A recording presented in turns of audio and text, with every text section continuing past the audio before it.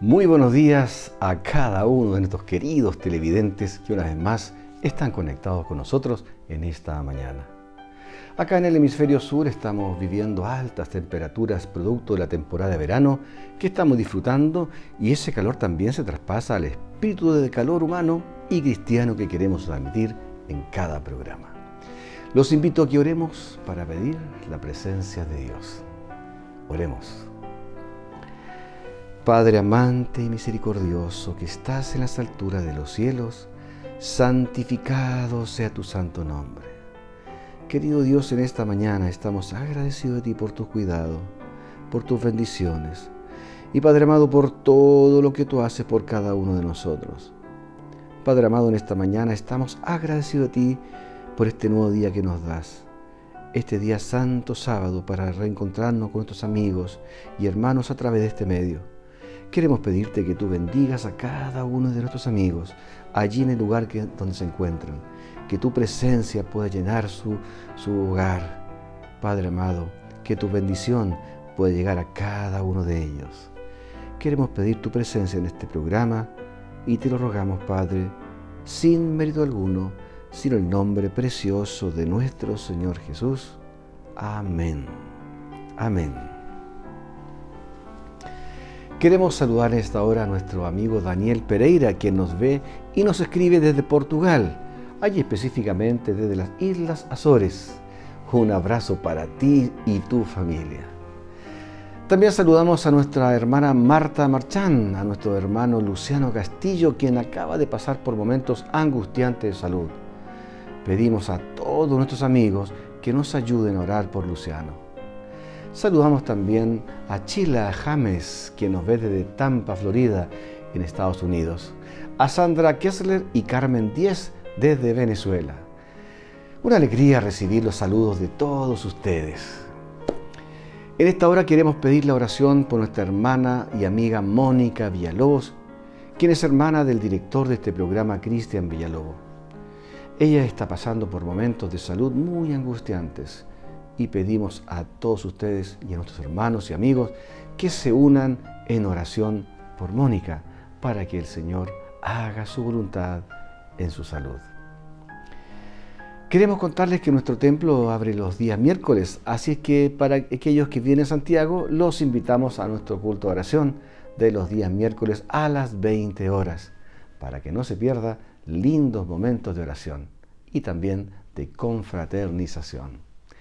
Muy bien, los invito a orar, a cantar y dar gracias a Dios.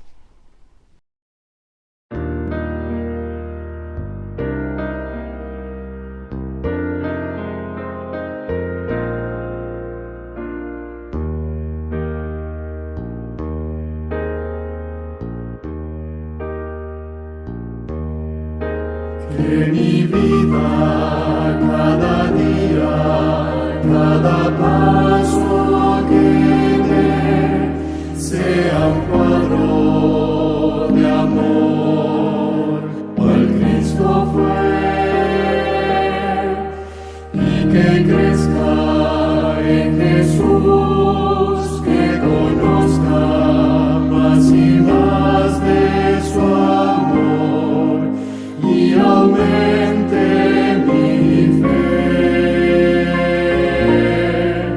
hasta el día feliz, cuando junto a Él pueda siempre vivir en su gloria. Es mi oración.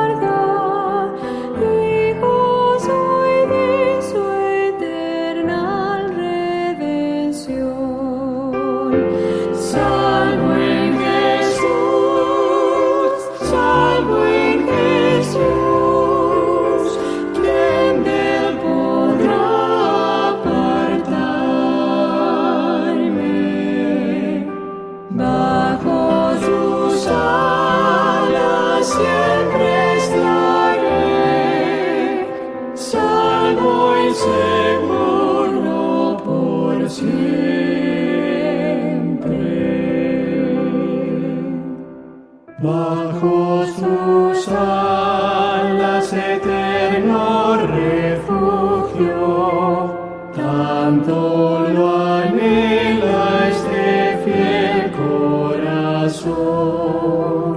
Si para mí no hay remedio en la tierra, Cristo me sana y me da bendición.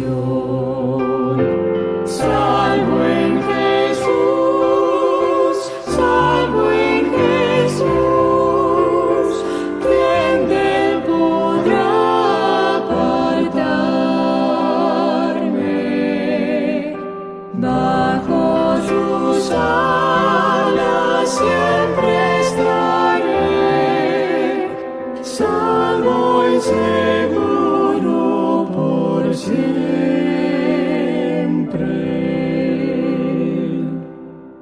Bajo sus alas placer indecible, me escondo aquí mientras pase mi afán.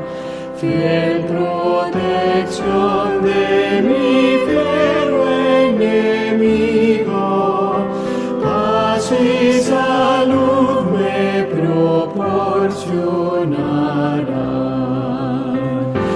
Salvo en Jesús, salvo en Jesús, ¿quién de él podrá apartarme? Bajo sus alas siempre estaré, salvo y seguro por siempre.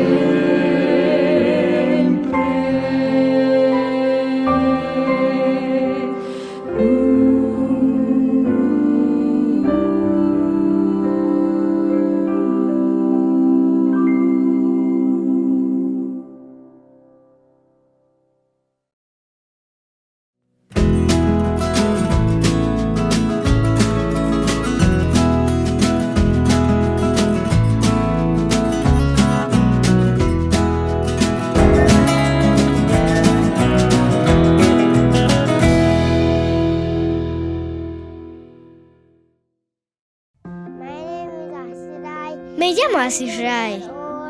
Tengo 5 años y estoy en primer grado. Me encanta estudiar inglés. Ashish Rai vive con su familia en Udaipur, una zona montañosa de Nepal. Cada mañana se levanta temprano para ayudar a su madre y prepararse para la escuela. Udaipur está ubicada en medio de las colinas. Hay un total de 12 iglesias en Udaipur. Algunas están en la cima de la colina, a unos 20 kilómetros, y otras están al costado. Algunas iglesias están cerca del valle.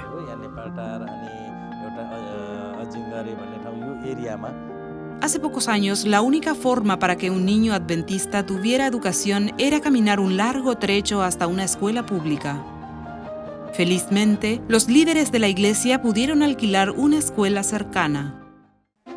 Esta escuela queda en Linglim. En esta escuela hay 2 maestras y 13 estudiantes. La razón principal para establecer una escuela en este lugar es que aquí hay entre 30 y 40 casas de creyentes adventistas y sus hijos no podían acceder a una educación de inglés de nivel medio porque esas escuelas quedan muy lejos. Uno de los internados queda a 5 kilómetros de aquí. Hay otra escuela en Gaikwa, que está a 25 o 26 kilómetros. Si enviamos a nuestros hijos a otras escuelas, tendrán clases incluso los sábados. Aunque la necesidad de una escuela finalmente se resolvió, las instalaciones necesitan serias mejoras. En primer lugar, esta escuela no es nuestra. La alquilamos y no tenemos clases ni un patio adecuado. y los niños no pueden jugar porque no tenemos suficiente espacio. Por eso necesitamos nuestra propia escuela. Independientemente de su situación, las maestras hacen lo mejor para entregar a los niños una educación adventista. Comenzamos orando y cantando canciones cristianas. Aquí también enseñamos la Biblia y eso les gusta. Antes aquí no había una escuela cristiana. Ahora, los niños han adquirido una buena educación. Desde que se estableció este internado, ha mejorado la calidad de educación. Las maestras también los educan bien. Y ahora estamos felices de tener una escuela cristiana. Me llamo Budaray. Vivo en Aritar. Tengo 4 años. Y mi escuela se llama Escuela Adventista de Inglés. Me encanta leer la Biblia y cantar canciones cristianas. La escuela es un ministerio que puede alcanzar y enseñar a las nuevas generaciones para que conozcan más de Jesús. Mejores instalaciones ayudarán a los adventistas de este distrito con la educación de sus hijos. Sería genial si tuviésemos nuestro propio edificio y un patio de juegos para poder construir un albergue y brindar educación adventista a los estudiantes de las 12 iglesias, como también de la región cercana. No todas las familias de esta comunidad pueden enviar a sus hijos a la escuela adventista debido a las instalaciones. Por favor, ore por la Escuela Adventista de Inglés de Nepal. Su ofrenda del 13º sábado de este trimestre ayudará a construir nuevas y mejores instalaciones para que más estudiantes experimenten una buena educación adventista.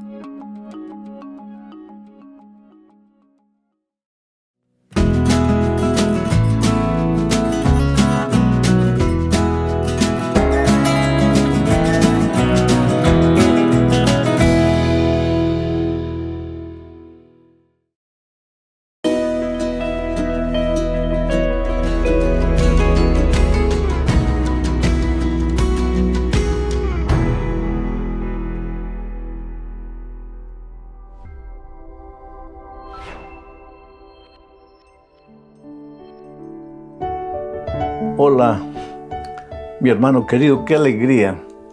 Es motivo siempre de gratitud a Dios, de bendecir su nombre, porque Él nos da la oportunidad de estudiar su palabra cada semana. Sabes, la vida devocional es el alimento del Espíritu. Todos los días, antes de salir al trabajo o regresando durante el día, hay que separar un tiempo para pasar con Dios, porque si no nos alimentamos, si no alimentamos el Espíritu, pues seremos fáciles víctimas del enemigo donde quiera que estemos. Entonces, qué bueno que por lo menos a través de estos comentarios podemos ayudar a muchas personas a pensar en las cosas espirituales, a pensar en las cosas de Dios. Vamos a la lección número 2. Para el 13 de enero del año 2024. El título de la lección, Enséñanos a orar. Recuérdate que estamos estudiando el libro de los Salmos en este trimestre. Y los Salmos en realidad son especie de oraciones. Los salmistas, cuando pasaban por diferentes circunstancias, oraban, expresaban su sentimiento a Dios. Y eso lo que ellos decían eran oraciones. Entonces, el propósito de la lección es mostrarnos que leyendo los salmos, memorizando los salmos, nosotros podemos también orar. A veces nosotros durante toda nuestra vida hemos rezado 1, 2, como por ejemplo el Padre Nuestro, lo hemos aprendido de memoria. Ahora, yo siempre digo que orar es abrir el corazón a Dios como a un amigo. Pero para orar de una manera espontánea, es bueno leer los salmos y hasta memorizarlos. Vamos al desarrollo específico de la lección. En el primer subtítulo dice, fomentar el uso de los salmos en la oración. Mira, La lectura de los salmos no debe ser algo mecánico. Es bueno cuando tú lees los salmos, introduce tu ser en los salmos. En otras palabras, haz de las palabras de los salmos tu oración, tus palabras. Cada vez que lees los salmos, haz de cuenta que tú le estás hablando a Dios con esas palabras. Y vuelvo a repetir, no estaría mal que te memorices 1 o 2 versículos para que en tu oración incluyas esas palabras que los salmistas un día escribieron y que son también la expresión de tu corazón. Vamos a leer un texto bíblico para comentar. Colosenses 3:16 dice así: la palabra de Cristo more en abundancia en vosotros. Es interesante esta expresión. La palabra de Cristo more en tu corazón. ¿Cómo es que la palabra de Cristo va a morar en tu corazón? Cuando se habla aquí de corazón, en realidad se está hablando de la cabeza. La cabeza. Porque el corazón siente, el corazón no piensa.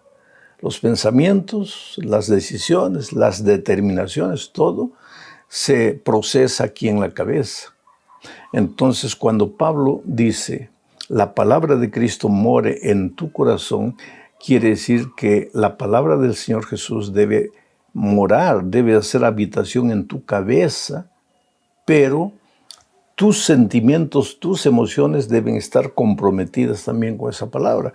Por eso dice Pablo que la palabra de Dios debe morar en nuestro corazón. Y sigo leyendo el texto. Dice, enseñándoos y exhortándoos unos a otros en toda sabiduría.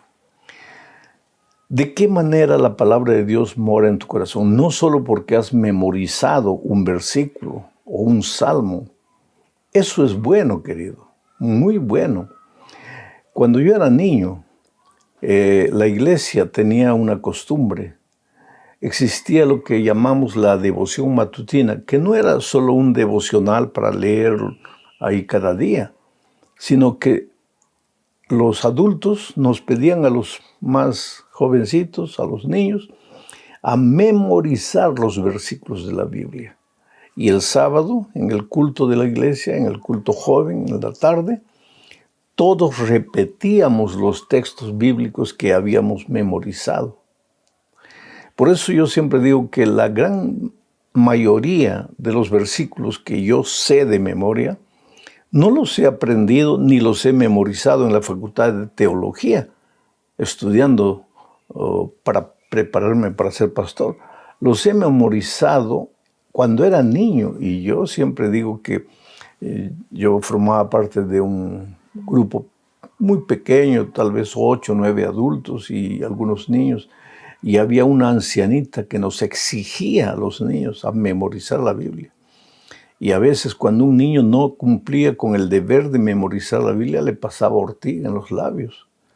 Quiere decir, yo no estoy de acuerdo con eso, absolutamente, inclusive porque he pasado por esa experiencia. Pero de cierta manera, en el fondo, agradezco el hecho de que me enseñaron a memorizar la Biblia. A veces en mis horas de tristeza, de aflicción, de angustia, yo hablo con Dios usando esos versículos, usando los salmos. Por ejemplo, el Salmo 91. ¿Quién no memoriza el Salmo 91 y un momento en que estás pensando que estás solo, que no puedes? Repite el Salmo 91, el Salmo 23, el Salmo 46, en fin, tantos salmos. Aprende a memorizar y de esa manera, cuando hablas con tu compañero, tú hablas repitiendo algunos versículos, inclusive cuando das algún consejo. Y eso es lo que Pablo está diciendo así, que la palabra de Dios va a habitar en nuestro corazón y en nuestra mente, de tal manera que nos vamos a enseñar los unos a los otros, nos vamos a exhortar los unos a los otros. Y sigo leyendo el texto. Dice, cantando con gracia en vuestros corazones al Señor con salmos e himnos y cánticos espirituales. Quiere decir que en la medida en que repetimos los salmos, memorizamos los salmos, hablamos con nuestros hermanos repitiendo salmos, cantamos los salmos, la palabra de Dios va a hacer su habitación en nuestra mente y en nuestro corazón.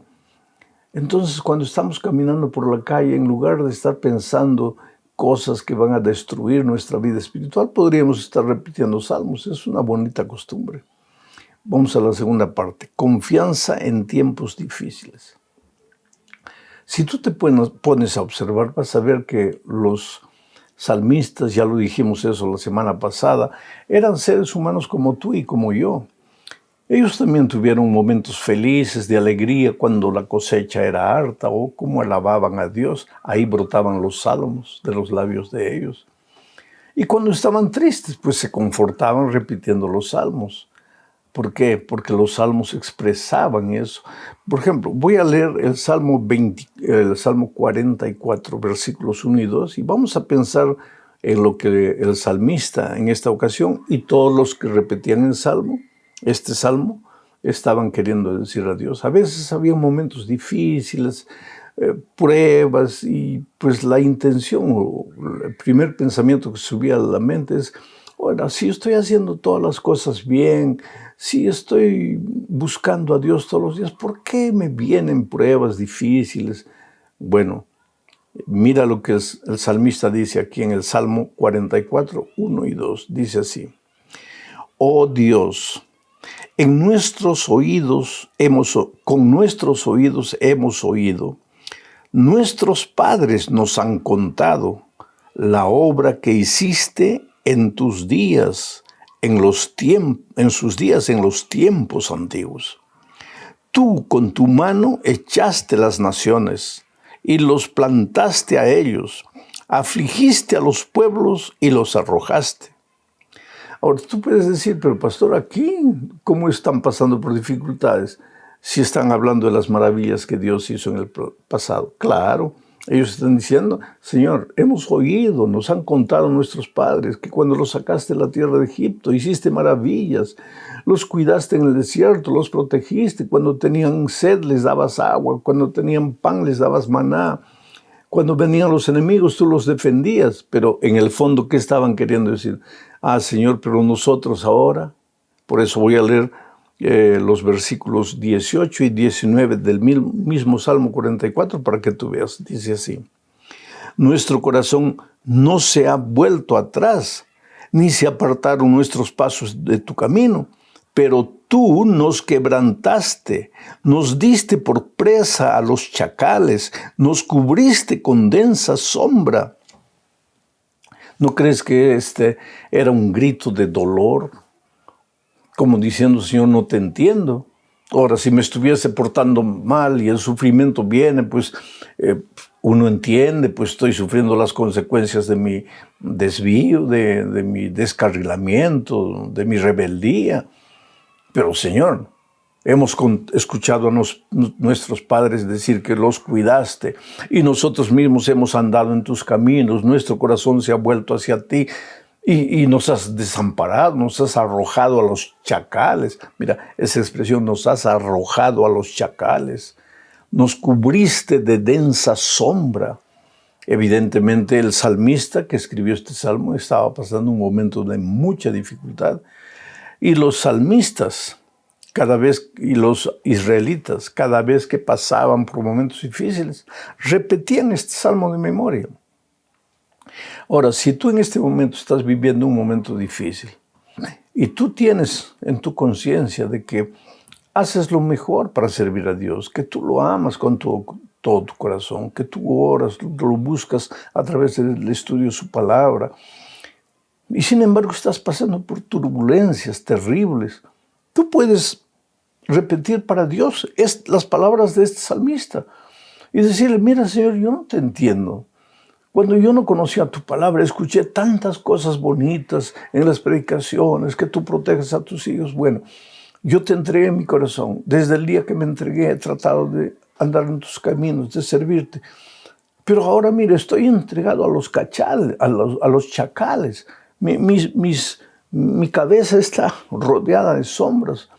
¿Qué me has hecho? ¿Por qué me has abandonado? ¿Por qué me has dejado?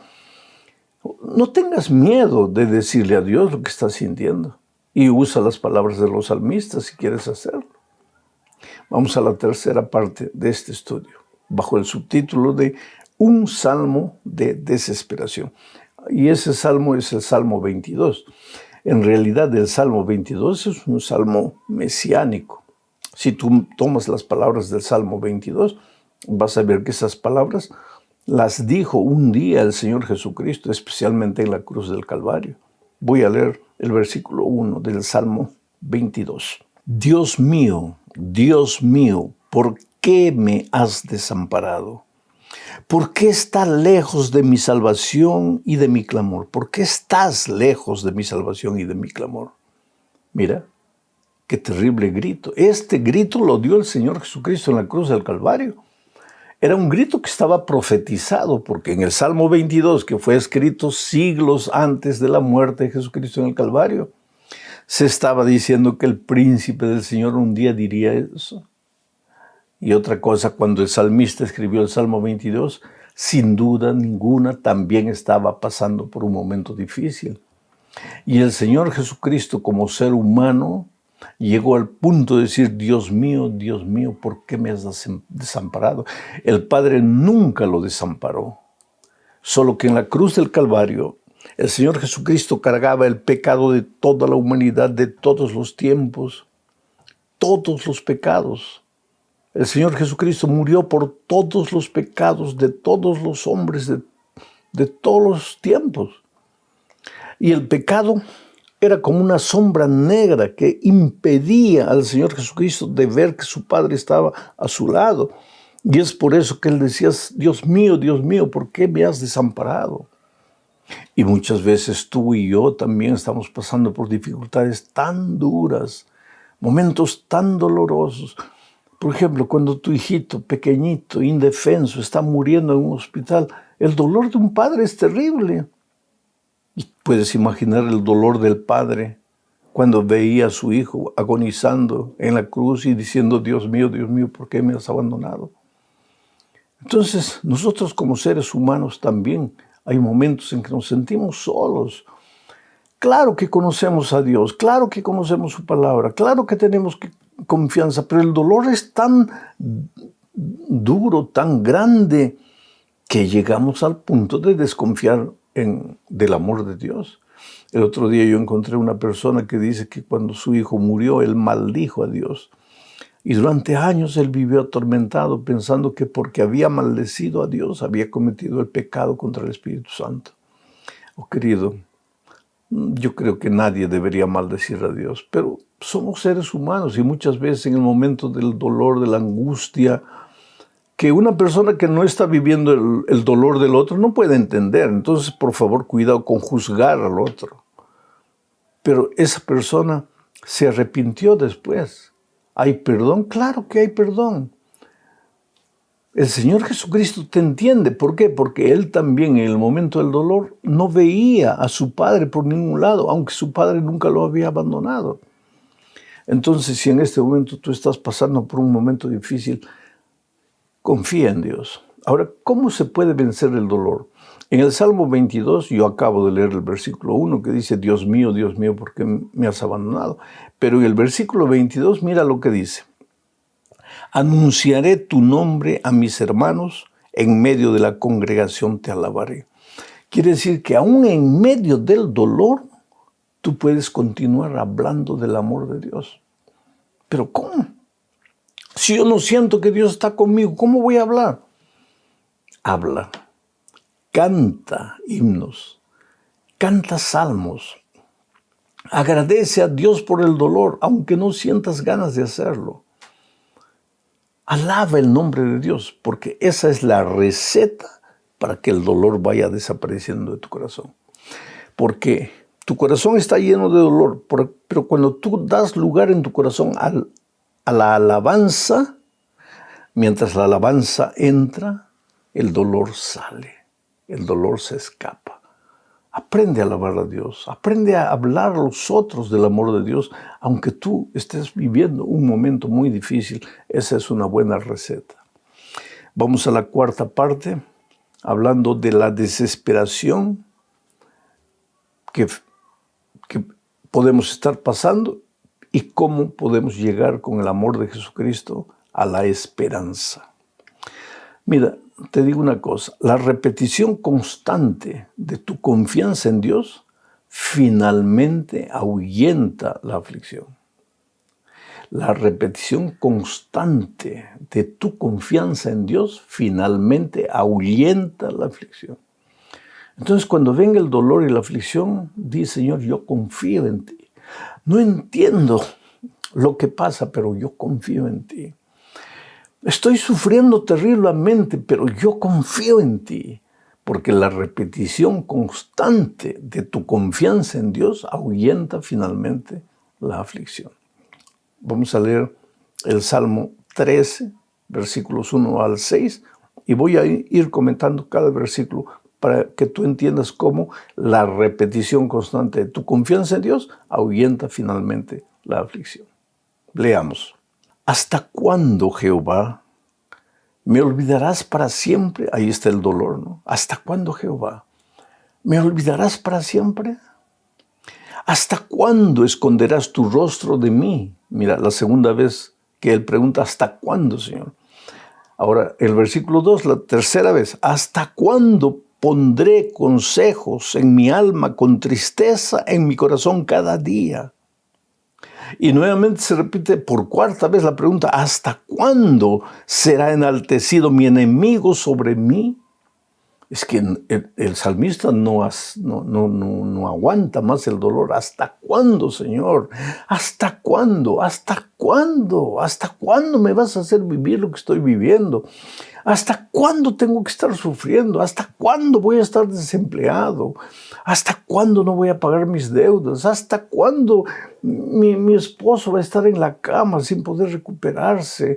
¿Hasta cuándo, Señor, este tormento va a durar? No tengas miedo de hablar así con Dios. Pero hay algo que me impresiona aquí en el versículo 2, dice el salmista, ¿hasta cuándo pondré consejos en mi alma, con tristeza en mi corazón cada día? Quiere decir que a pesar del dolor, él repetía, confirmaba su confianza en Dios, aunque preguntaba, Señor, ¿hasta cuándo voy a estar así? Su confianza en Dios no disminuía y eso finalmente ahuyentó la aflicción de su vida. En el versículo 3, mira lo que el salmista dice. Mira, Señor, responde, oh Jehová, Dios mío, alumbra mis ojos para que no duerma de muerte. Es que a veces los ojos humanos nos llevan a ver solo la muerte, solo el pesimismo, solo la desgracia. Ya estoy perdido, ya no hay salida, ya no tengo fuerzas. Y ahora el salmista en esas circunstancias clama y dice, Señor, por favor, alumbra mis ojos.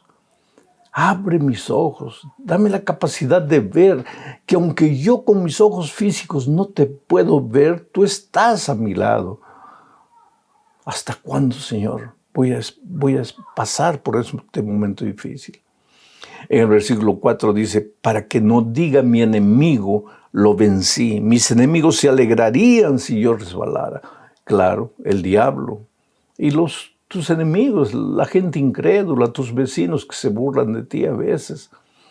Ellos cuando te va mal sonríen socarronamente. Está bien. ¿Dónde está tu Dios? Tu Dios te va a salvar. Y a veces tú, pues como ser humano, sientes que Dios te ha abandonado, pero no es verdad. Termino de leer este salmo. Dice, mas yo en tu misericordia he confiado. Mi corazón se alegrará en tu salvación. Cantaré a Jehová porque me ha hecho bien. Quiere decir, ¿cómo me ha hecho bien si está sufriendo? Pero ahí que está, pues eso es lo que digo. La repetición constante de tu confianza en Dios, aunque no lo entiendas, finalmente va a ahuyentar la aflicción. Porque el salmista decía, Señor, te alabo porque me has hecho bien, pero Dios no le estaba haciendo bien. Oh Señor, en mi corazón ha confiado en ti, pero estaba pasando por momentos difíciles, pero su confianza en Dios no paraba. Repite tu confianza en Dios, aunque te parezca que es una fórmula, apenas fórmula. Repite, dice Señor, yo confío en ti. Mírate al espejo y repite a ti mismo. tú no tienes motivo para creer, pero tienes que confiar en Dios. Repítete a ti mismo y tú vas a ver cómo la repetición de tu confianza en Dios va a ahuyentar el dolor y la aflicción. Terminamos este estudio hablando de la restauración. Dios es un Dios de restauración. ¿Qué es la restauración? Un edificio está hecho pedazos, caído, cayendo viejo, todo destruido. Vienen los restauradores, lo hacen de nuevo. Oh, querido, el enemigo te puede golpear de un lado, de otro lado, pero Dios te va a restaurar. Eso es lo que dice Salmo 61 al 5. Dice, oh Dios, tú nos has desechado, nos quebrantaste, te has airado, vuélvete a nosotros, por favor. Hiciste temblar la tierra, la has hendido, sana, por favor, sus roturas, porque titubea. Has hecho ver a tu pueblo cosas duras, Señor. Nos hiciste beber vino de aturdimiento. Has dado a los que te temen bandera que alcen por causa de la verdad, para que se libren tus amados. Salva con tu diestra y óyeme.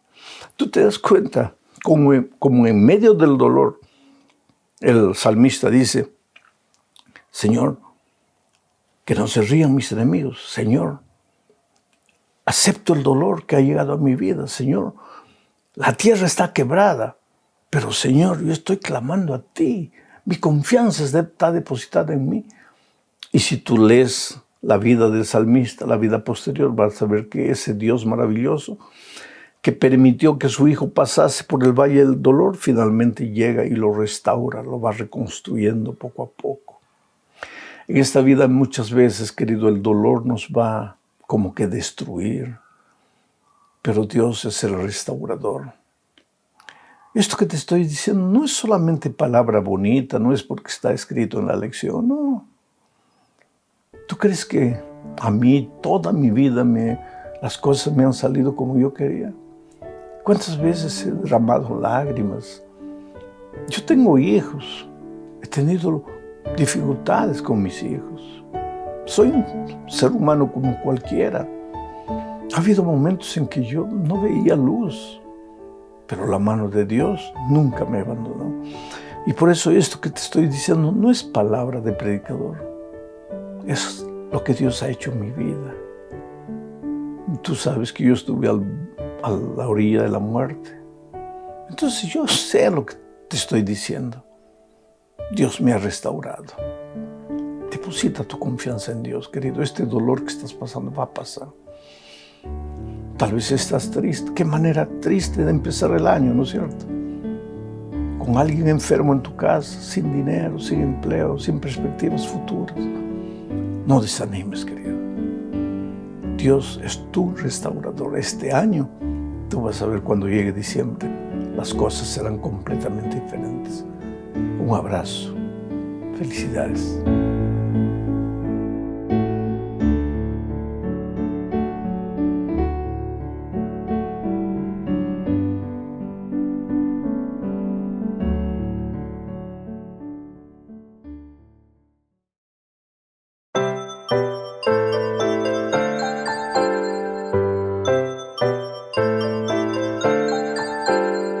Llegó la hora de adorar al Señor. Llegó la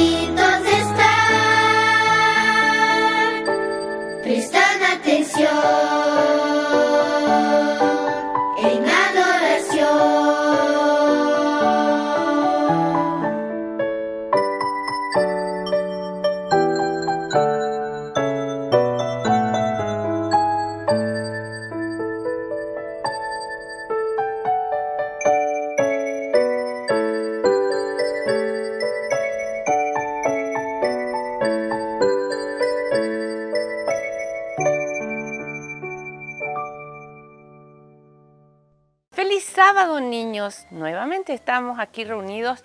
¿Para qué? Para adorar, para dar gracias, para alabar el nombre de Dios, porque el sábado es el día donde reconocemos a nuestro Dios, lo reconocemos como nuestro creador, como quien nos sustenta y como quien también se comunica con nosotros. Vamos a ver qué versículo tenemos para hoy. Está en Salmos 25, 14. Dice: la comunión íntima de Jehová es con los que le temen, y a ellos hará conocer su pacto. ¿Qué nos quiere decir este versículo? Que Dios va a darnos a conocer lo que Él quiere, que Dios nos cuenta y nos habla y nos dice qué es lo que quiere de nosotros. Bueno, nosotros sabemos que Dios siempre se quiere comunicar con nosotros, siempre ha estado atento, ¿no es cierto?, a que nosotros conozcamos de Él. ¿Y cómo lo hace Él? De distintas maneras. Y hay una muy particular que la cuenta la Biblia. Cuando el pueblo de Israel necesitaba comunicarse con Él, Dios usó una estrategia muy bonita, muy interesante, que a veces la pasamos por alto. ¿Saben ustedes que cuando el pueblo de Israel estaba viajando, Dios le dijo a Moisés que tenía que construir ¿qué cosa? El tabernáculo, ¿no es cierto? Tenía que hacer todo este espacio sagrado donde él iba a estar ahí presente para demostrar su compañía. Aparte que él demostraba de otra forma su compañía, pero a través del tabernáculo Dios quería entregarle con símbolos, ¿no es cierto? Y con todo el oficio que sucedía ahí, el significado de la salvación. Cómo Dios quería que cada uno de nosotros tuviese la oportunidad de la salvación. Y había un espacio donde cuando el pueblo necesitaba saber qué era lo que pasaba, Dios se lo mostraba al sacerdote. Bueno, dentro de todas las especificaciones que hizo Dios para el tabernáculo y para la vestimenta del sacerdote, el sacerdote tenía ¿qué cosa? Tenía aquí en su pechera, ¿no es cierto?, tenía piedritas. Pero había dos piedras súper importantes, el Urín y el Turín. Uno estaba a la derecha y el otro estaba a la izquierda. Y el pueblo, cuando quería conocer la voluntad de Dios, el sacerdote levantaba esta pregunta a Dios y la piedrecita que se prendía, no es que se prendía, se iluminaba en el lado derecho, era porque Dios estaba de acuerdo con lo que estaba preguntando o qué era lo que tenían que hacer. Pero si la piedrita del lado izquierdo no se iluminaba, era porque no era lo que tenían que hacer. Qué interesante cómo Dios se quiere comunicar con nosotros. Usa muchos medios para comunicarse con nosotros. También Él se comunica con nosotros a través de ¿qué? A través de su palabra, a través de la Biblia. La Biblia es un libro sagrado donde Dios quiere que nosotros sepamos de Él. Bueno, niños, ¿se acuerdan qué pasaba cuando la piedrita derecha se hacía la pregunta y se iluminaba? Era porque Dios estaba de acuerdo. Y si la piedrita izquierda se iluminaba, era porque no había que hacer. ¿Qué les parece a ustedes? ¿Cómo podríamos ahora pedirle a Dios que nos ayude a reconocer qué es lo que Él quiere? Estudiando la Biblia, muy bien, repasando nuestra lección de escuela sabática. Muy bien, niños. ¿Saben ustedes que una manera de comunicarse con Dios, nosotros, es orando con Él? Y saber lo que Dios quiere es estudiando la Biblia. ¿Qué les parece si tomamos la decisión de ser más estudiosos y reconocer más cómo Dios quiere guiarnos? Oremos, niños. Padre que estás en el cielo, te damos gracias porque tú siempre te quieres comunicar con nosotros. Y te pedimos que nos ayudes a estudiar tu palabra para conocer y aprender qué es hacer tu voluntad. Guárdanos en cada momento y en cada situación difícil para que decidamos siempre lo correcto, porque tú estarás a nuestro lado. Te lo pedimos en el nombre de Jesús. Amén. Que tengan un lindo sábado. Chao. No importa el color, todos somos iguales. Canta cantemos juntos. Todos somos iguales, no importa el color. Todos somos iguales, cantemos juntos. Todos somos iguales, aunque tenemos diferencias. Somos seres humanos, somos diferentes y al mismo tiempo iguales. Yo tengo el pelo liso y eso es cool. El mío es rizado y eso es cool. Somos diferentes y al mismo tiempo iguales. Yo soy alto y eso es cool. Yo soy bajo y eso es cool. Cantemos juntos. Todos somos iguales. Tengo la piel oscurita y eso es cool. La mía es blanquita y eso es cool. Cantemos juntos. Todos somos iguales. A mí me gusta la manzana y eso es cool. A mí la papaya y eso es cool. Somos diferentes y al mismo tiempo iguales. Balún, cantemos juntos con todos los niños del mundo para que aprendamos que a pesar de nuestras diferencias, todos somos iguales y tenemos los mismos derechos. No importa el color, todos somos iguales.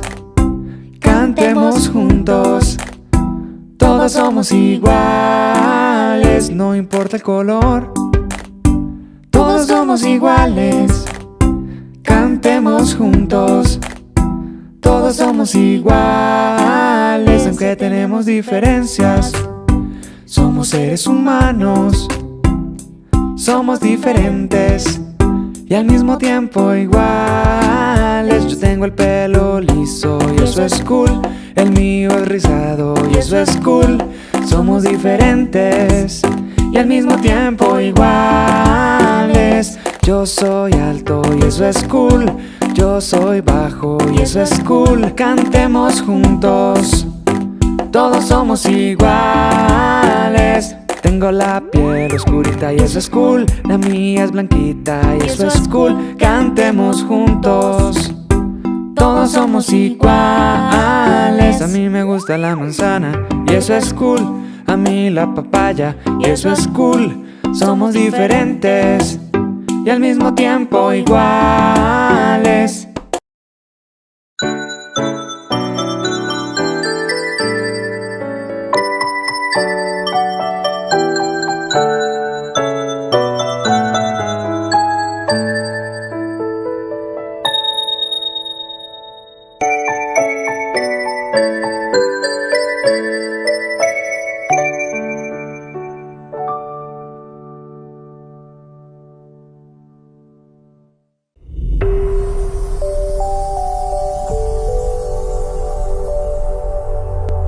Gracias por sintonizarnos y ser parte de la familia de una mejor manera de vivir.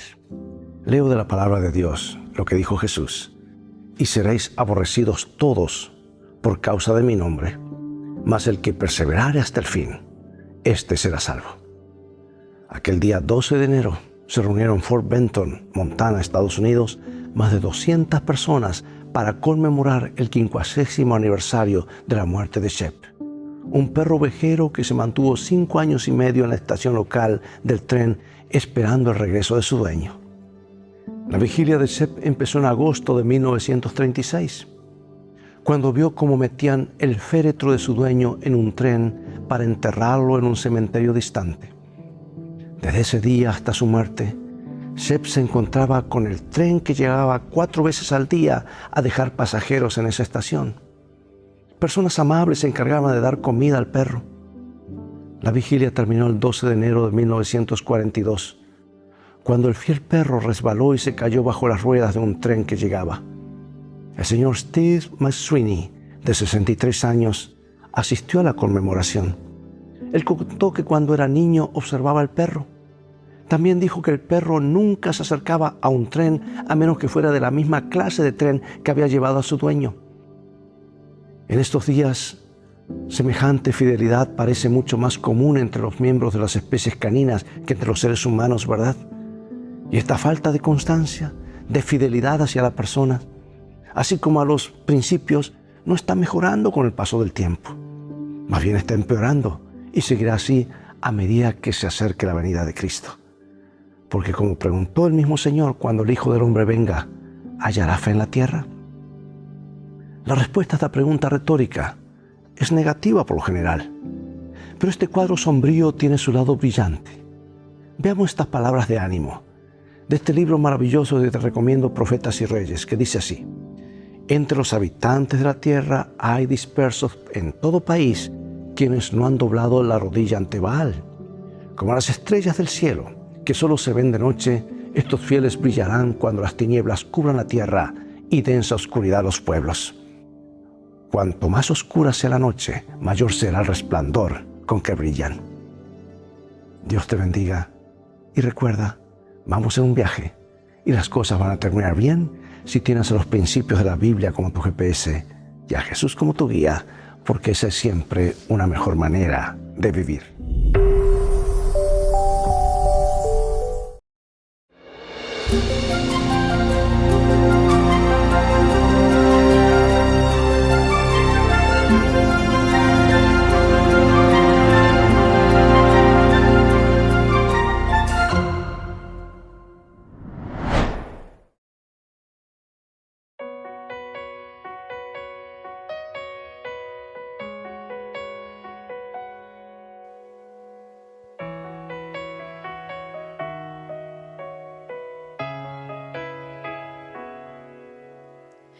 Dios entiende tus tristezas, Él ve tu llorar.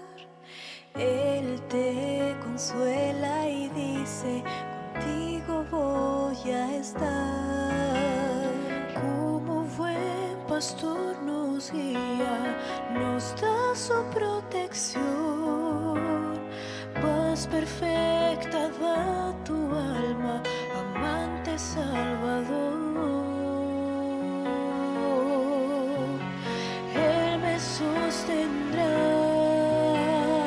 Dios me guiará, tomará mi mano, pues sí sé, aquí estoy, que por mí murió, que me guarde fiel, Dios me llevará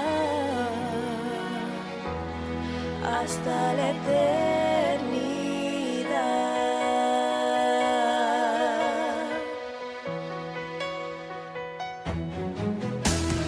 Cuando en la lucha falte toda nuestra fe, si es fuerte el enemigo, defensa yo tendré. Como buen pastor nos guía, es justo, santo y fiel. Dios, concédeme tu gracia, amante Salvador. Él me sostendrá, Dios me guiará, tomará mi mano, pues sí sé, aquí estoy, que por mí murió, que me guarde fiel, Dios me llevará hasta la eternidad.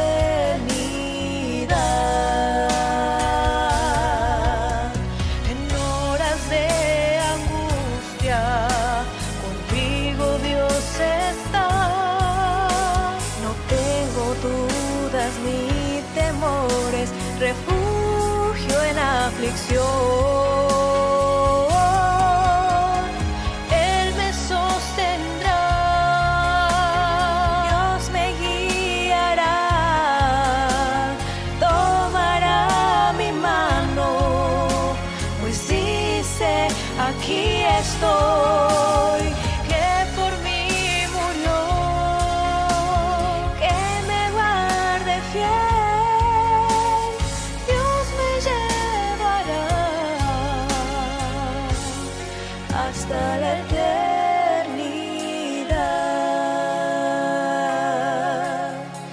Dios me llevará, Dios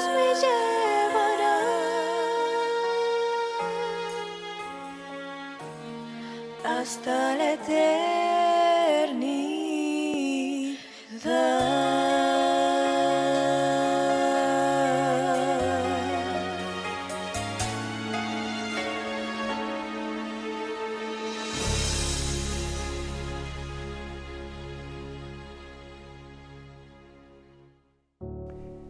Él me sostendrá.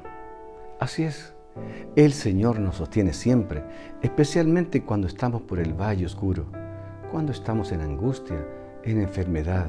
Ahí el Señor nos sostiene y nos contiene, nos da su amor y su misericordia. Con la letra de esta alabanza nos prepararemos para recibir el pan de vida esta mañana y que el Señor nos ayude para que este mensaje pueda ser un contribuyente potente a nuestro crecimiento espiritual en el Señor.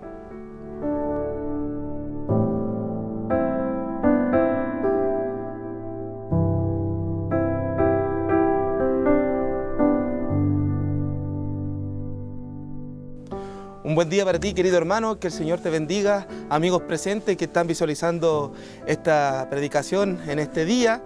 Le damos gracias a Dios por la oportunidad de poder aprender un poco más de su palabra, de su mensaje, de las cosas bonitas que nos enseña su voluntad por medio de la Santa Escritura.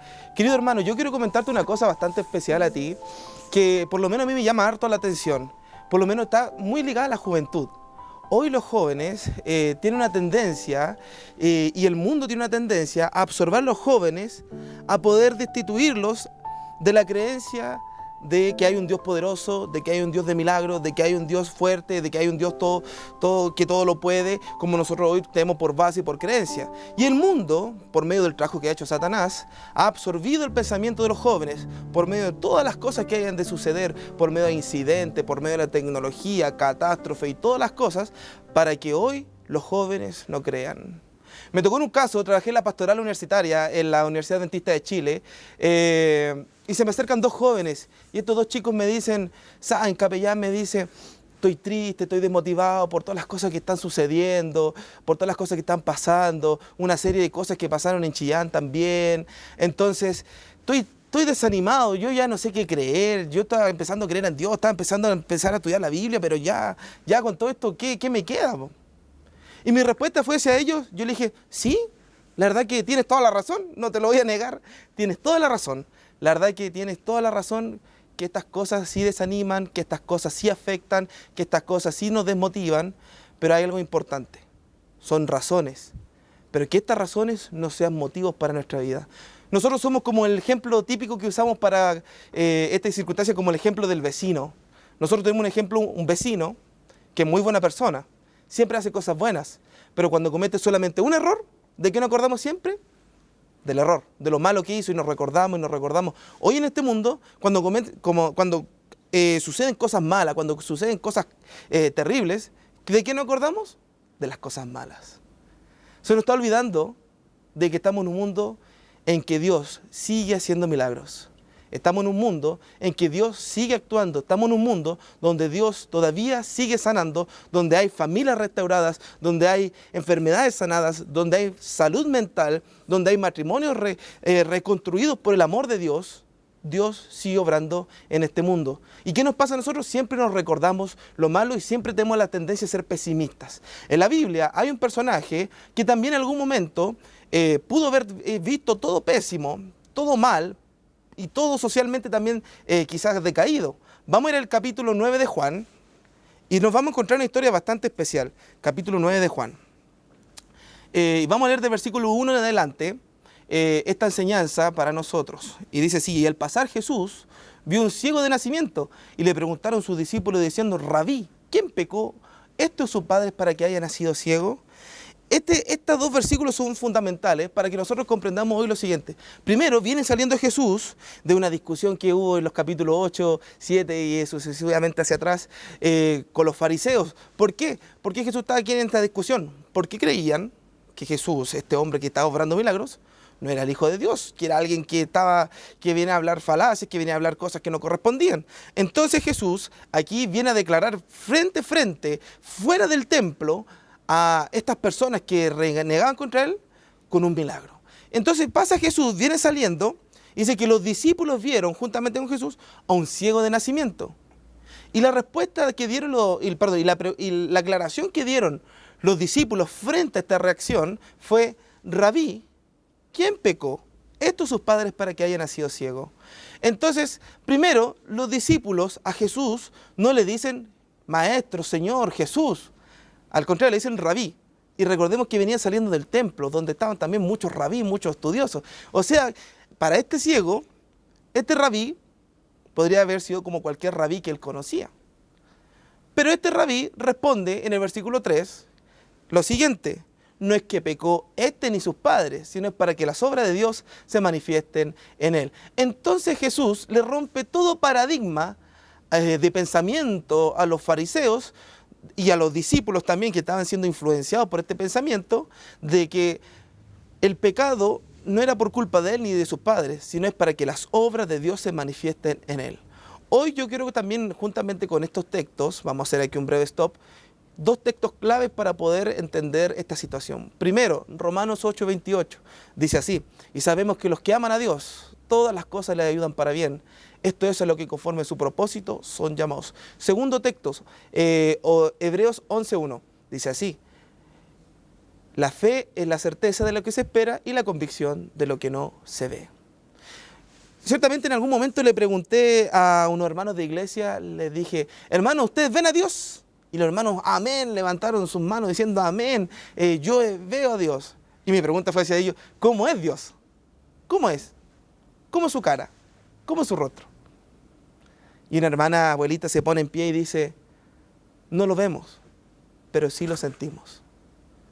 Dios hoy yo no lo veo, no puedo ver sus manos, no puedo ver su rostro, por cuanto yo más anhelase querer hacerlo, no puedo. Hoy en este mundo, mientras no venga Él, no puedo verlo, no sé cómo es.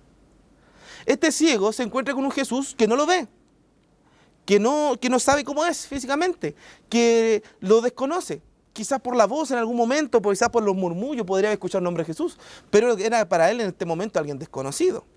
Entonces este rabí, para el ciego, Jesús, para nosotros que podemos entender ahora un poco más, entendemos que rompe este paradigma y les dice: ¿sabe qué? No es que pecó él, ni siquiera sus padres, es para que las obras de Dios estén manifestadas en él. Antiguamente se pensaba que cada pecado tenía su castigo. Entonces, si un ejemplo, dice en el Talmud de lo escrito antiguo, en el pensamiento de las normas en que se basaba esto, decía, un ejemplo: Sansón por el deleite de sus ojos pecó. Entonces, ¿qué se le fue arrancado? Se le fueron a arrancar los ojos, ese fue su castigo. Absalón se jactaba de su cabellera, decía el Talmud. Entonces, ¿cómo fue muerto? Colgado de su cabellera. Entonces, cada pecado tenía su castigo consecuente, quizá a la parte corporal, física que había pecado. Entonces, ellos decían, los padres quizás pecaron por la vista, o él pecó por la vista, una de las dos. Y Jesús vuelve a decir: no, esto no es así como ustedes lo piensan, discípulos y fariseos que estaban a los alrededores. Esto no es así.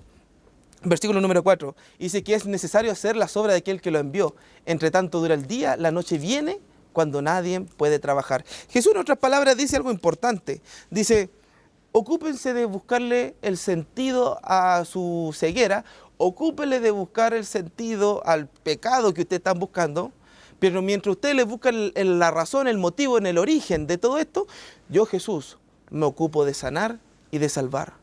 Antiguamente, ¿por qué Jesús dice esto? Porque antiguamente cuando llegaba la noche no habían doctores de noche. Hoy tenemos un servicio de emergencia 24/7, doctores y profesionales de salud preocupados por la salud de las personas 24/7, por turnos. Antiguamente no. ¿Qué tenían que hacer? Esperar que se pusiera el sol de mañana, saliera el sol de mañana, y recién allí podrían atender los doctores, pero toda la noche tendrían que esperar con dolor, con sufrimiento, con pena, con desgarro. Entonces Jesús le dice: entre tanto dura el día, la noche viene, cuando nadie puede trabajar. O sea, yo, Jesús, estoy siempre trabajando para aquellos que más lo necesitan. Para aquellos que más están necesitando hoy, yo estoy siempre trabajando, no tomo descanso, dice Jesús. Y dice el versículo número 5, y mientras tanto yo estoy en el mundo, luz soy del mundo. ¿Y qué palabras quizás más poderosas podemos encontrar de Jesús? Porque en el capítulo 8, versículo 12 dice: también yo soy la luz del mundo, dice: el que me sigue a mí no andará en tinieblas, sino tendrá la luz de la vida. Jesús le dice a un ciego, a alguien que no estaba viendo, que él era la luz, el rabí para él, porque los discípulos le dijeron rabí, no le dijeron Jesús. El rabí le dice al ciego, yo soy la luz. Es como que si yo, un ejemplo, el pastor se le acercara a un mudo y le dijera, ¿sabes qué, mudito? Yo soy las palabras de tu boca. Quizás él lo pudo haber tomado como un asunto de burla, como un asunto de menospreciación. Aparte que el ciego ya vivía en un entorno de menosprecio, de discriminación. Era discriminado, ¿por qué? Porque primero, supuestamente había pecado. Y sus padres también. Lo apartaban porque era ciego, no podía trabajar. Social, religiosamente y físicamente era discriminado. O sea, tenía todo el panorama hacia abajo. Y Jesús viene a reconstruir, Jesús viene a avanzar nuevamente y darle una nueva esperanza a este ciego. Y mire lo que dice el versículo número 6. Dicho esto, mire el acto de Jesús, dicho esto, escupió en la tierra e hizo lodo con la saliva y untó los ojos del ciego y le dijo, ve y lávate en el estanque de Siloé, que significa enviado. Y dice el versículo número 6, entonces fue, se lavó y regresó viendo. La enseñanza de Jesús aquí es fundamental. No fue ni la tierra ni el agua del estanque Siloé lo que le dio la sanidad al ciego. Lo que dio sanidad fue la fe que tuvo este ciego en este rabí. Mucha gente piensa, y me ha tocado trabajar con muchas personas con este pensamiento, dicen, la saliva de Jesús con la tierra que hizo un cataplasma, y ese fue un cataplasma santo que pudo sanar a este ciego. Y no es así, no es así. Hoy también en el sur, yo soy de la ciudad de Valdivia, en el sur se trabaja mucho las personas en el campo con asuntos naturales, cataplasma y estas cosas. Entonces mucha gente dice, yo fui sanado por un cataplasma, por asuntos con tierra y hierbas medicinales. Pero lo que hace Jesús no es demostrar que un cataplasma así funciona.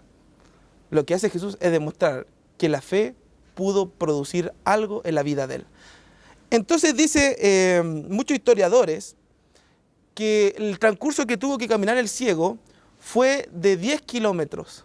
Desde el templo hasta el estanque Siloé eran 10 kilómetros. Entonces lo que tuvo que caminar ese ciego fue un pique más o menos largo. Y él fue creyendo que pudo haber pasado algo, que podría haber pasado algo. Entonces él llegó a Siloé, se lavó y regresó a la vista y se dio cuenta que lo que hizo fue un acto de fe. El acto de fe que tuvo este ciego es que literalmente él, siendo ciego, creyó en este rabí sin verlo. Hoy nosotros actualmente no vemos a Dios. No vemos cómo Él lo es físicamente, no lo vemos su anatomía, no vemos sus ojos, no lo vemos. Este ciego tampoco lo vio. Pero ocurre algo especial en el versículo número 8. Entonces dice, por eso los vecinos que antes lo habían visto ciego, le preguntaban diciendo, ¿cómo te fueron abiertos los ojos? En el versículo número 11. Dice él, y él responde que aquel hombre que se llama Jesús hizo lodo y se le untó sobre los ojos y dijo que vaya a Siloé, que se lave. Entonces fue él obediente y él se lavó y regresó viendo. El ciego también tiene una opción fundamental aquí, que después que le untaran los ojos, luego que él escuchara que sale el sonido de la saliva a la tierra y después se lo pone en los ojos, él tenía la opción también de poder haberse quedado sin hacer nada. Pero el acto, el impulso que tuvo él fue en creer y fue. Pese, quizás lo que le podría haber dicho la gente, pese lo que había escuchado de rumores de que realmente será el Hijo de Dios, él fue. Dice el versículo número 12, entonces la gente le decía, ¿dónde está él? Y él respondió, no lo sé. Quizás ahora podemos avanzar un poquito más como un modo resumen, los versículos 13 en adelante. Aquí los fariseos ya lo vieron por los murmullos de la gente, por los comentarios de las personas que estaban allí. Llegó oído de los fariseos. Y los fariseos que hicieron, tomaron a este ex ciego, lo llevaron al templo y lo interrogaron, le hicieron un interrogatorio. Y en este interrogatorio le preguntaban, ¿cómo te fueron abiertos los ojos? Y él respondía lo mismo, que el Jesús, aquel hombre que se llama Jesús, quizás lo decía con un poquito de tono de duda, aquel hombre que se llama Jesús hizo lodo, lo untó y dijo que vaya a Siloé y regresé viendo. Entonces ellos le decían, no te creemos, no te creemos. Entonces como no le creían, ¿qué hicieron? Llamaron a los padres de este personaje, de este ex ciego en este momento. Y le preguntan a los padres, papitos, ¿este es su hijo? Y le dicen, él es nuestro hijo. ¿Y cómo le fueron abiertos en los ojos a él? ¿Cómo dejó de ser ciego? Y los papás hacen una aclaración importante, le dicen, él ya está grande, pregúntenle a él. La historia continúa después que lo expulsan del templo, enojados porque sucede que, bueno, no le creían, no le creyeron los padres tampoco vieron una respuesta, le dijeron, ya él está grandecito, pregúntele a él, lo expulsan del templo. Y mire lo que ocurre en el versículo número 35, con lo que termina esta historia, dice, oyó Jesús que lo habían expulsado del templo, y hallándolo, el acto de Jesús fue ir hacia esta persona, y hallándolo le dijo, ¿crees tú en el Hijo de Dios? Y el versículo 36 dice, respondió él y dijo, ¿quién es, Señor, para que yo crea en él? Este ciego, pese a que había recibido este gran milagro, aún no conocía a esta persona, aún no había conocido a esta persona que había hecho el milagro cara a cara, no sabía quién era porque era ciego. Y el versículo 37 dice, y le dijo, pues lo has visto, es aquel que habla contigo, él es. Y dice el versículo 38, y dice, y él dijo, creo, Señor, y le adoró. Queridos hermanos y amigos presentes hoy, esta historia, ¿por qué yo le leía el texto de Hebreo? Porque esta historia es plenamente una historia de fe, un relato de fe. Cuando nosotros encontramos en el Nuevo Testamento, cuando esta mujer con el flujo de sangre va hacia donde Jesús por medio de la multitud y le toca el manto, Jesús dice, ha salido poder de mi manto, también mucha gente cree que el manto de Jesús tenía sanidad. Pero Jesús le responde a esta mujer diciendo, mujer, tu fe te ha salvado, ve y no peques más. Queridos hermanos, tal como lo hizo con este ciego, la fe que tuvo este ciego le dio un toque de sanidad. Hoy yo quiero analizar 4 puntos fundamentales con ustedes a través del relato de esta historia. Primer punto, que produce la fe. Primer punto, la fe produce encuentros. La fe produce encuentros. El ciego tuvo un encuentro con Dios porque Dios se acercó, en este caso Jesús se acercó hacia él. Segundo punto, la fe produce sanidad. Segundo punto, la fe produce sanidad. No fue ni la tierra, ni el agua, ni la oración de los discípulos, quizás no fue nada de eso. Fue la fe que tuvo en este ciego, en creer sin ver. La fe hoy en este mundo también produce sanidad. En los tiempos que estamos viendo hoy, la fe produce sanidad. Usted con mayores razones puede ver a lo largo de la historia de la iglesia, de su iglesia local, alrededor también de aquí Santiago, muchos hermanos que quizás estuvieron enfermos, con enfermedades graves, cáncer, COVID y muchas enfermedades. Y ustedes pudieron ver también, como yo también lo he visto, cómo Dios ha sanado estas enfermedades. La fe produce sanidad. Y hoy vivimos en un mundo que aún existen milagros. Este mundo que estamos hoy, el Dios sigue obrando. Tercer punto, la fe produce de que yo sea un testimonio vivo para las demás personas, un sermón vivo. Aquí ocurre algo interesante porque las personas cuando veían al ciego le decían, ¿no eras tú el ciego que antes se sentaba a mendigar? La fe produce que también yo sea un sermón para las demás personas. No es necesario que yo me pare delante de un púlpito para poder predicar. Predicar con el testimonio. Y el ciego predicó con el testimonio. ¿Por qué? Porque la gente vio el cambio que hizo Dios en él. Tercer punto, recuerde, la fe produce que yo sea un sermón vivo. Recapitulamos. Primero, la fe produce un encuentro. Segundo, la fe produce sanidad. Y tercero, la fe produce de que yo sea un sermón vivo. Y nos queda un cuarto punto. Y esto está en los últimos versículos de los que acabamos de leer. En el versículo 35 en adelante. La fe produce de que yo pueda ver a Jesús, a nuestro Señor, cara a cara. Este ciego dejó de ser ciego por el milagro que le hizo Dios. Hoy nosotros también somos ciegos. No vemos a Dios. Y somos en esta historia el ciego. Y nuestro Señor sigue siendo nuestro Señor. En esta historia yo también no veo a Dios. Pero también en esta historia y en la historia de nosotros llegará algún momento cuando el Señor, como fue al encuentro de este ciego, vendrá al encuentro con nosotros y podremos verle cara a cara por fe. Querido hermano, hoy vivamos por fe y tengamos fe de que el Señor lo veremos cara a cara. Tal como este ciego lo vio cara a cara, nosotros hoy tenemos la esperanza bendita de que cuando regrese nuestro Señor Jesús en la nube de los cielos por segunda vez, podremos verle cara a cara, tal como también lo hizo este ciego. El Señor fue al encuentro del ciego y también viene al encuentro con nosotros. Queridos hermanos, viva por fe, camine por fe y todo lo que haga en su vida que sea por fe, para cuando venga el Señor, usted esté cara a cara con su Maestro. Vida por fe, hermano. Y hoy quiero hacer una oración especial al despedirme, para que el Señor mantenga nuestra fe, para que el Señor vivifique nuestra fe y para que el Señor también aumente nuestra fe día a día y que las cosas de este mundo no nos separen de Él. Al contrario, sean una razón más de alentarnos a creer de que vienes pronto. Así que vamos a hacer una oración, hermanos, para poder despedirnos. Amado Padre, gracias por estar presente hoy, por acompañarnos al estudio de tu palabra. Hoy, Señor, queremos vivir por fe, caminar por fe, Señor, y que puedas aumentar nuestra fe. Tal como este ciego vivió milagros, hoy nosotros también hemos vivido milagros. Tal como este ciego tuvo sanidad, también hemos tenido sanidad. Pero tal como este ciego te vio cara a cara, hoy también nosotros queremos verte cara a cara. Señor, te estamos esperando y trabajamos para aquello. Por favor, Señor, regresa pronto. Trabajamos, Señor, todos los días para tu obra, para entregar tu mensaje, para darte, Señor, a demás personas que no te conocen la bendita esperanza de que vienes pronto. Y hoy, Señor, que conocemos de la verdad, y hoy, Señor, que conocemos de ti, vivifica nuestra fe, aumenta nuestra fe, para cuando tú regreses, poder vernos cara a cara y poder adorar juntos a nuestro Maestro y a nuestro Señor.